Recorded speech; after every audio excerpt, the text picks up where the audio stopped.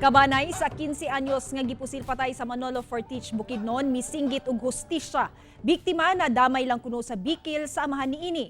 Ano ang report ni Cyril Chavez? Halos dili pa madawat sa kabanay sa 15 anyos nga si Gregorio Dacapio Jr. o Junjun. Human gipusil ang biktima niadtong Nobyembre 17 duol sa waiting shed sa Corrales Extension, Barangay Agusan, Manolo Fortich, Bukidnon. Nadala pa kini sa ospital apan mipanaw kini paglabay sa 5 ka adlaw gumikan sa grabing samad pinusilan sa ulo. Hustisya ang singgit karon sa pamilyang Dacapio. Gani ang igsuon ni ining si Redin Dacapio ang emosyonal diyang miatubang sa GMA Regional TV 1 Mindanao. Sakit is butir eh.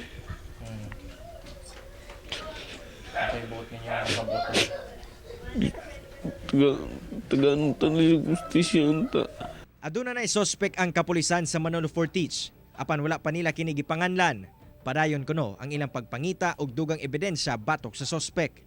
Matod pa sa kapulisan nga daghang anggulo ang ilang ginalantaw sa motibo sa krimen.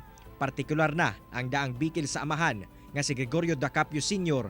ug nadamay lamang ang anak. Based sa atong investigation sir, medyo na ay involvement kini sa selos o mao ni ang atong gina-check nga anggulo sa ilang panag-away. Paningkamutan kuno sa otoridad nga masangat gilayon ang kaso batok sa suspect. Kauban si Makoy Sempron sa kamera. Ako si Cyril Chavez para sa 1 Mindanao.